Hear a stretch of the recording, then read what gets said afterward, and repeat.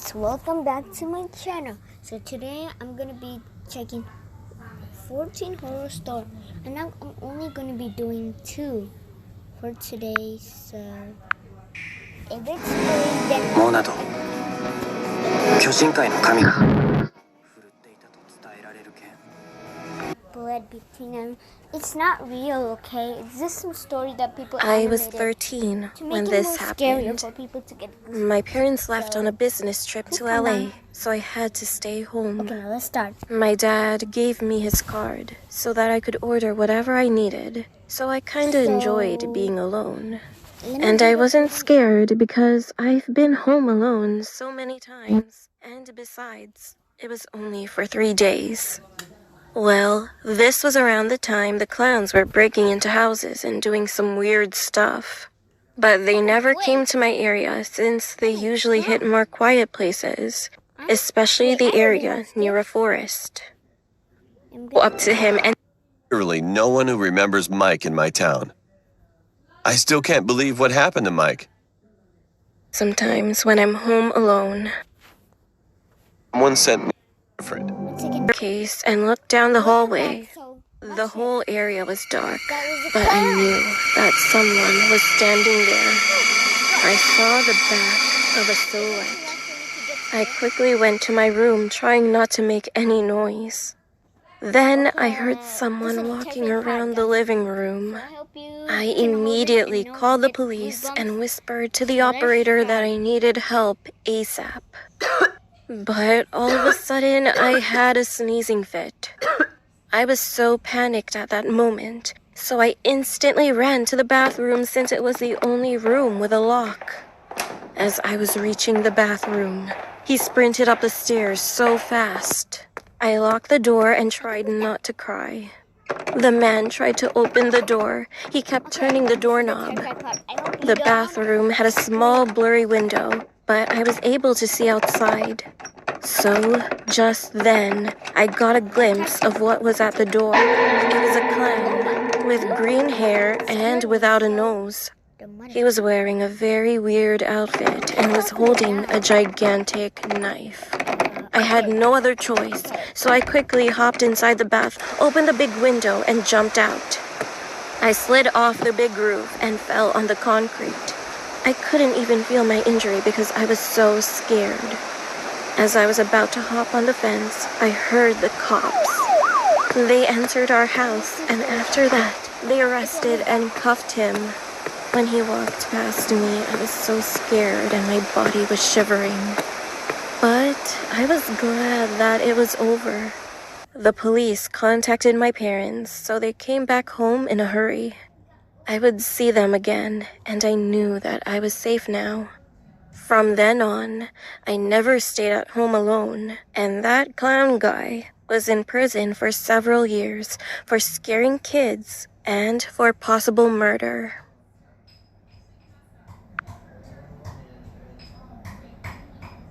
Okay, that was kind of scary. So, okay, I have to attempt to dream it. So, try to take the scariness away for 10 seconds. So, cut to 10 seconds.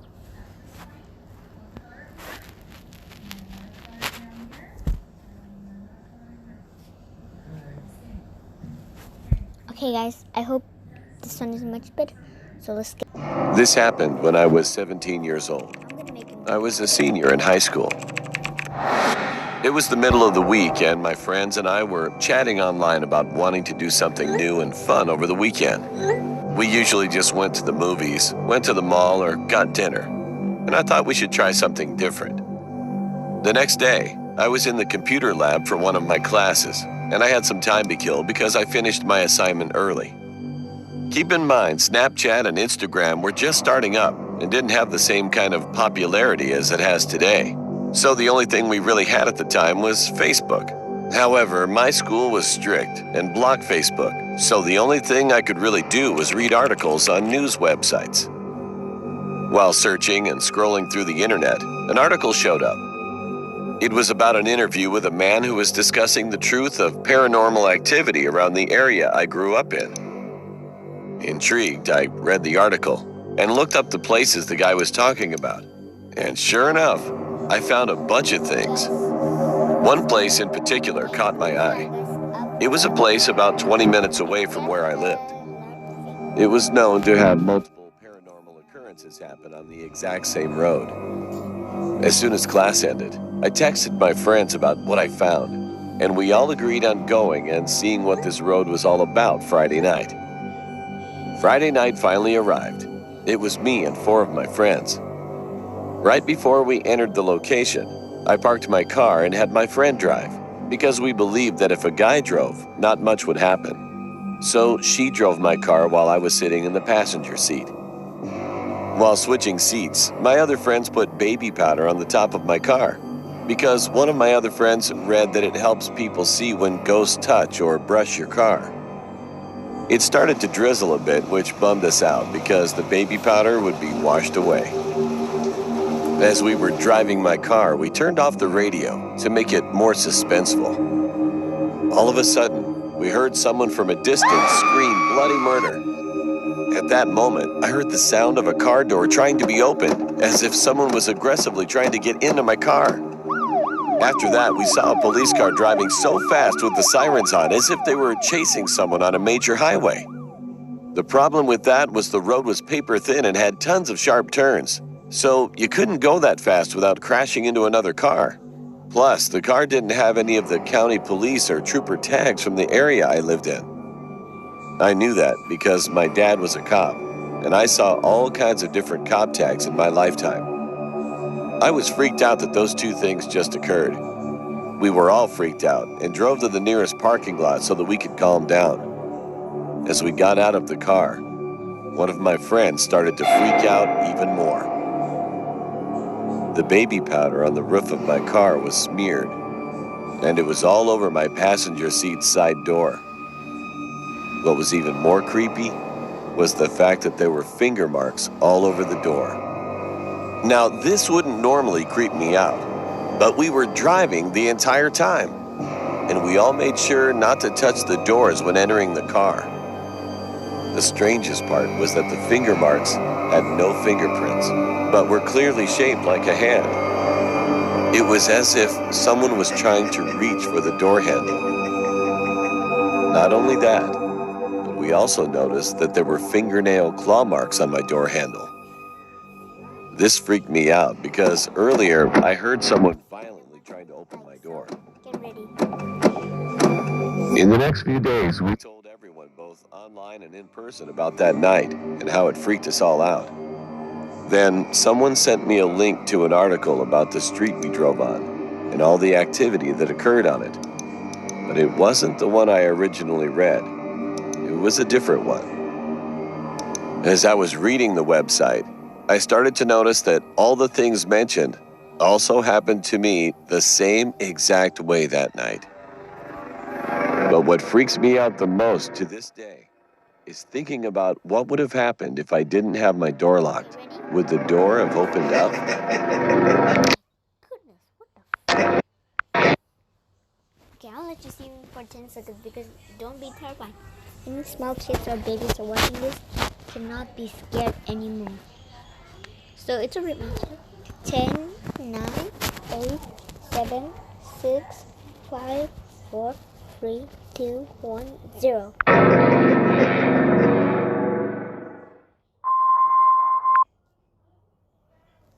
What the heck is that?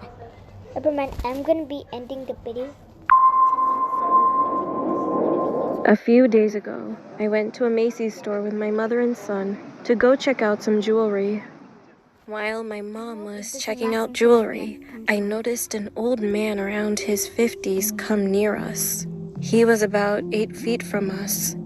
At first, I thought he was just a random customer checking something out for his lady or something. Then, from the corner of my eye, I noticed he was just standing there without moving and looking at us. It made me feel uncomfortable, so I turned around, moving the stroller, which my toddler was in, because I didn't want him looking at my baby.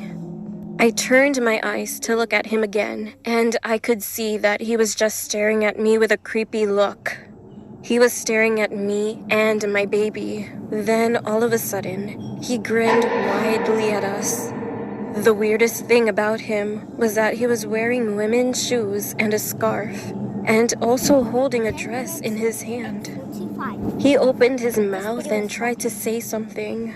I couldn't hear what he was saying, but I could read his lips. I like you. I like your baby. I just thought the man was a weirdo. And then my mom also noticed that he was odd and creepy. He saw that my mom was glaring at him, so he walked away. But then he appeared on the opposite side of us and started staring at me again. This time he pulled his phone out and made it seem like he was about to take a picture. He was staring at us and his eyes opened widely. He was smiling like a crazy psychopath. That was enough. I wanted to go up to him and tell him to get away from us, but I had my boy with me and didn't want anything to happen, so I chose to just get out of there. I told a lady who was working there what happened. She said that she would go take a look at him. A few minutes later, she came back and told us that he was a customer who has been reported before by other people. My mom asked, "Why hasn't he been kicked out then?" The lady said, "Well, because he hasn't threatened or hurt anyone, so the store doesn't have a good enough reason to kick him out." My mom and I were pissed off because obviously the man is just there to harass people. The lady then told us that he said something creepy to her and also made her uncomfortable. She told us that when she went to go ask him what he was up to, he told her that he went to the store to return a dress. He decided that he didn't like that he bought it for his lady. He told her with a smile, "Yeah, I need to change quickly because she's cold now." My mom and I instantly felt so creeped out, so we just left. What did that mean? Could he have been hiding a dead body back at his place? A few days later, and I feel relieved that the crazy guy didn't harm us. But I'm still wondering what he meant by, "She's cold now."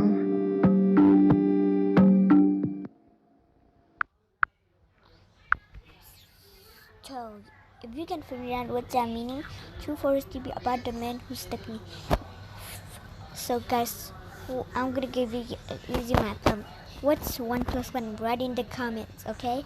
So, can you read this true Halloween story about the man who stuck into her? I'm sorry, not stuck. Not so. Bye. So, if you can answer, so did you even choose it? If you did not choose it, go choose it now. And what are you waiting for? If you want Cookie fans, oh, I forgot. That's Cici Goong's son. Have you ever told? I'm not gonna tell her about it. So I'm gonna just say, bye. Bye. So I think I forgot the good name. So bye, Pillow Army. So I'm gonna be calling you guys Pillow Army from now on. So if you don't like the Pillow Army, then this is a good name. So bye, Secret Army. Bye, Secret Army. So that's it. I'm gonna say bye, Secret Army. Now bye.